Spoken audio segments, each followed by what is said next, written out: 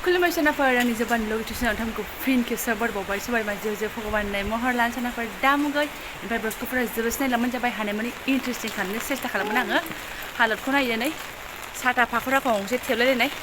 उनाव फिसा बानाय ओमफ्राय साथा गिदिर लानानै फिसालानि स्कुल गसिगोन आरोना लायनो थांनो नागिरदों एन टाइमावसो अखा हानानै होबाय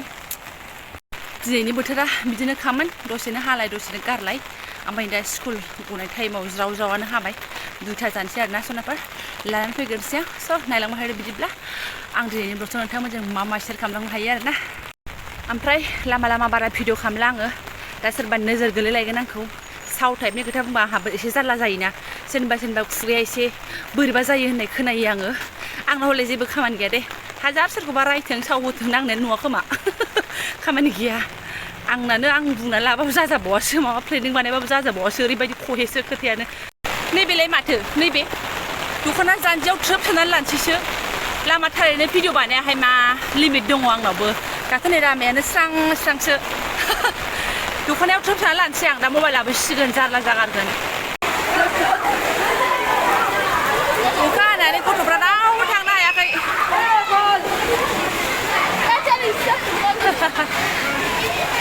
बेटा ब्लग से ओइ नै आगोल थांगोथारबाय आरोना लोगोजोंहाय बेग बानानै गेलदांनो अन्थाव बाथाव फिसालाया अननोबो ओंखारलायलाङो मेङोना स्कुल गनानैहाय मा बेगखौ लालाय होनबाय बायदोंमोन दाना बिमाया बिनानावखौसो लानो ना बेगखौसो लानो यगा मेटखौनो लानानै होबाय आङो बयनिबो बिमाफ्रा उन्दै दिगदार गैयिफ्रा मालाय ग्रोब ग्रोब बेगखौ लानानै फिसाफोरखौ लांफैयो नालाय गावहाबो एसे गोसोआव नाङा बे मेंनाय मोन्दों आं होनबाय बायदोंमोन आरोना ओमफ्राय होनबाय आं ओइ बाबा नों सक्तिमानखा जेबो नङा होननानै दे होमबा आं लानोसै होननानै बेखौल' लाबाय आरोना आं मालाय बबे आखाइथिं लानो दे जायाना बिमायाबो एथ' सुपार वुमेन नङाना है बारा दाव खांनायाबो मोजां नङा एसे खस्थ' होनांगौ मा गावनि बेगखौ गाव थिखांनो हालायो बेलाय नै सायाव दख'नाल' गानसिनानै थांदों आरोना माथोसै आंनोलाय बे अखा बोथोरावलाय जारला बारलानो स्कुल गनाय टाइमफ्राव अखा हाबाथाय बिराद दिगदार जायोना खुनुरुखुम मोनफै गनानै हाबालाय गोरान हाबनो मोनो ओमफ्राय दा फिसालानि जुथाबो सिबोबाय लंपेन्टबो सिबोबाय बिमानि दख'नायाबो गैला नै सेस लगैनो टिउसन नै गाइसमोन गस्ला गोदाना दाख्लैना गाव मोजां मोननानै बायनाय ना आरो बेखौ नुबाय थासिगोन बायदि मोनबाय आं जिं थांदे थांदो ओइ नोंहा थांफाया गेगाय थांदो खारनाङा एथबां टाइम जायाखै साथा गंफा लायै लोगोफोरजों ज' थाबायलांसिगोन आरोना दिनै आरो लास्ट टिउसनबो होननांसिगोन गरम मोननोसै ना ज' थांथोंसै ओमफ्राय सनाफोर नायदो आं बेसेबांबा गोबावसो दिनै नोंथांमोननो थाइजौ जानाय देखायनो नागिरदों माने थाइजौ हानानै लादों आरोना नै वाव थाइजौ गोमोन बेसेबांबा गोदै सुइटि थाब ओंखाम जाबायना ओमफ्राय उदैया अरलायबाय ओंखायनो थाइजौ गोमोनाबो दंखायो जेखौनो सिरिलाबाय थाखायो आब'मोननानो होथारनोसै आरो दंबावो दा फिसालाना हानानै होगोन फैबाथाय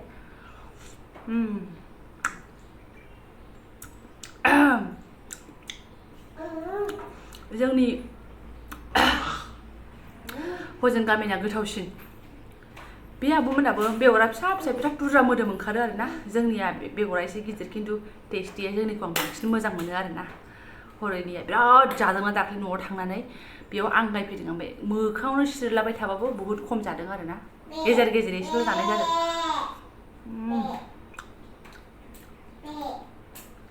बेसेबांबा बुरजा हानानै लाखाबाय नै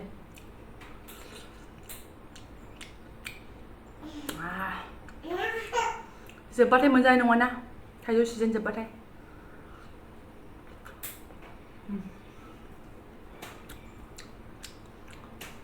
आमथिसुवायावबो भिडिअ लानाय जायासै आङो जादों आनारस खान्थाल थाइजौ बे आब' मालिकानो लाबोदों आरोना आरो आब'मोनावनो खान्थाल बिफांबो दंखायो ज' जादों सिथ्लायाव ओमफ्राय आं भिडिअ लानाय जायाखै आरो सोरबा भिडिअ ओंखारगोन ओंखारा मोननानै आङो लानाय जायाखै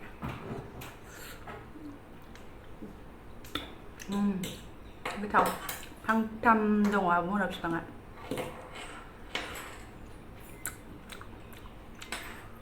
टाउनावबो मालाय गायनानै लादों थाइजौ बिफांखौ आरोना खान्थाल बिफां थाइजौ बिफां जाग्रा फिथाइफोरखौ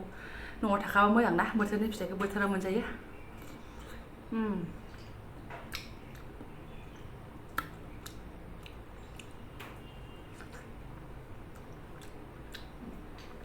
दाख्लै आमथिसुवायाव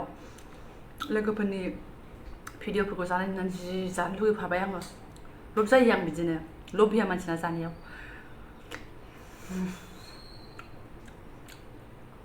नानि होनजाला फिसाजोआबो दिनै एसे जाबाय आरोना नैबेनि जख'आव जाबाय बिदि फिथाइफोर जायोबा जि मोजां मोनो आं फिसालाया खिन्थु बिराद जायो ओंखामजों सिन्थायनो जायो ओमफ्राय नैबेयो जानो नागिरा बारा संख्रि लगायनाय जायाखै ओमफ्राय दिनै जेराव बाहेरायाव ओंखारनांगौ मानांगौ एक्सट्रा खामानि गैया नालाय आजादिब्रा बिमा फिसा ग्रोब ग्रोब मावनानै लाखांबाय नालाय बेबायदिनो जोंना एखमबा एक्सट्रा खामानि ओंखारबा खस्थ' जायो ओमफ्राय एखमबा एक्सट्रा खामानि जेबो गैयाबा आजादि जायो गथ'जों गेले गेले आरोना खस्थ'बो होनजाया खस्थ' गैयैबो होनजाया आजादिबो होनजाया जोंनि जिबना आरोना एसे आजादिबो एसे खस्थ'बो आं डाइरेक्ट बुंनानै लाखायो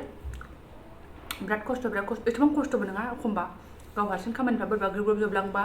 खस्थ' गैया ओमफ्राय एक्सट्रा खामानि ओंखारदेरबा हौवानिबो खामानि मावदेरनांगौबा बेनो आरोना आंनो हौवा आंनो हिन्जाव होननाय जायो आरो जोंना बेबायदि जायो जेबो नङा सोलिबाय थागोन साप्पा दे सनाफोर गिगोन नालाय नोंसोरो जानायखौ जामारदोंखौ बियो होननानै ओंखायनो देखायाखिसै आं बारा बुरै उदै ना सोबानो हाबो आखाइ सिन्थायनो सोलाबावगोनसो संख्रिल' होनानै जादों आरोना गोदैखा नालाय गाज्रि मोननो हादे सोलाखो जानानै देखायथारदों होननानै बेलाय माथो आजादि नङाबा माथो बेयावसो उन्दुनांगौ नै योगा मेदामसो फैदो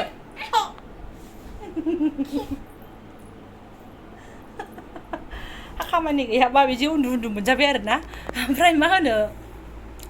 बयबोथ' खामानि गैयाबा उन्दुआनो जाखागोन नङा होमबा जिराय जाखागोन खामानि ओंखारबा खामानिखौ मावबाय बेखौलाय आरो मा ओमफ्राय साननांला जे मा बेफोरखौ देखायो नामा उन्दु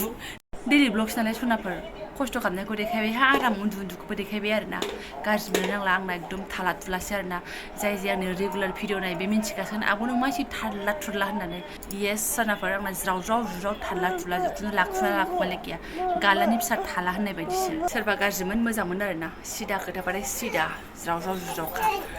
बेनि बे बिमा जिबन बे मावनायखौनो मावदो दांनायखौनो दांदो